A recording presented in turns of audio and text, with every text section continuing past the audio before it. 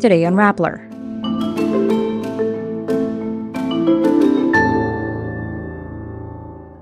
The Philippine Coast Guard says there is nothing humanitarian about China's moves to block resupply missions to Ayungin. New Bilibid prison inmate Angelo Kataroha demonstrates how he escaped. A high-ranking agriculture official says President Marcos has not joined group meetings in the last 6 months. DepEd allows Makati City to distribute school supplies in EMBO barangays. Quezon City Police files a complaint against artists of the Marcos effigy burned in a SONA rally. Pop superstar Rihanna and rapper A$AP Rocky welcome their second child. And Nadine Lustre once again slams hateful online comments.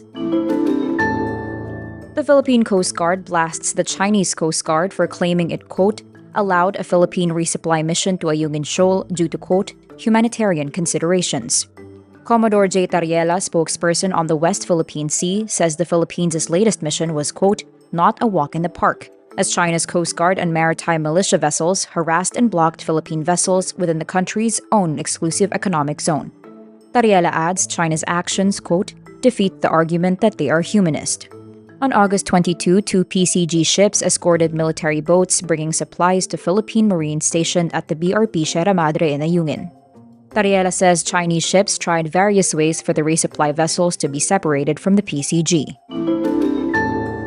Bilibid person deprived of liberty Angelo Kataroha demonstrates how he was able to escape from the National Penitentiary. In a hearing conducted by the Senate Committee on Justice and Human Rights at the Bilibid premises, authorities reenact Kataroha's escape based on his narration. Kataroha said he hid under a garbage truck and escaped on July 7, then walked on C6 Road and then proceeded to Rizal Province. It is unclear how he managed to reach Rizal where he was arrested. Authorities say Kataroha gave a different jailbreak account upon his arrest. Kataroha told Angono police he escaped by copying the stamp used for Bucor visitors in his arm with the use of a ballpoint pen. Kataroha changed his story during the inquest proceedings for the case. The sheer workload of the presidency is affecting President Ferdinand Marcus Jr.'s engagement with the Department of Agriculture, where he serves as concurrent agriculture chief. In a House hearing on the DA's proposed 2024 budget, DA Senior Undersecretary Domingo Panganiban answers a question regarding how often Marcos attended meetings with top agriculture officials.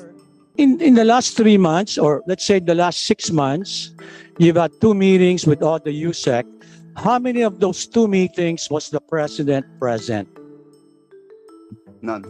But Panganiban says the 2 of them meet twice a week.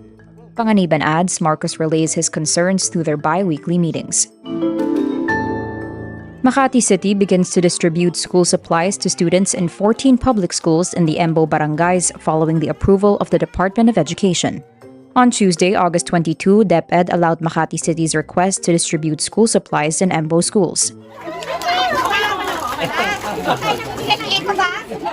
An April 2022 Supreme Court ruling declared EMBO barangays to be part of Taguig City and not Makati City.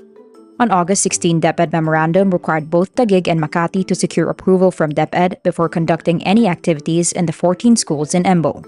The memorandum also placed the 14 schools under the direct authority of the DepEd Central Office.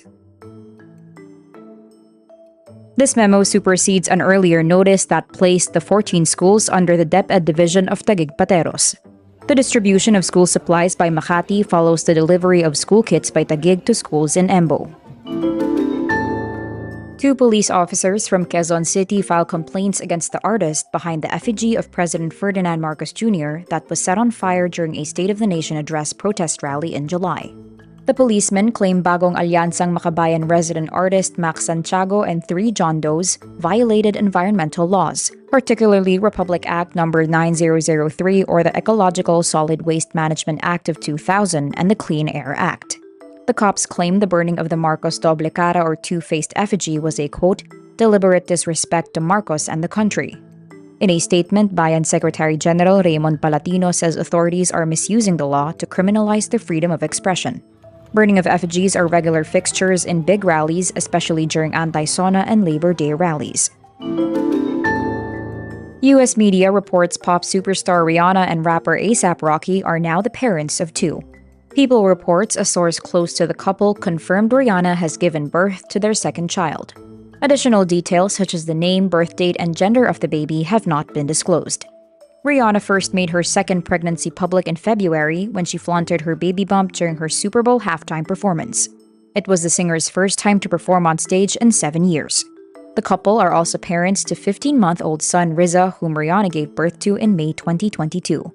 Rihanna and A$AP Rocky, 33, were friends for many years before they began dating in 2020. Singer-actress Nadine Lustre once again slams haters and asserts boundaries with her fans. Nadine recently made waves on social media for calling out netizens who claimed her boyfriend, businessman Christopher Barriu, was cheating on her. She responds to an Instagram comment telling the user to, quote, "Stop acting like you're concerned." In another comment, Nadine berates internet users for inputting malice in her partner's friendships, adding she also has friends with the opposite sex. She also goes on X to say platonic friendships between the opposite sex should be normalized. Nadine then goes on to chastise netizens who called her tanga or stupid in their private conversations, while she thanked her fans who don't let the negativity affect them.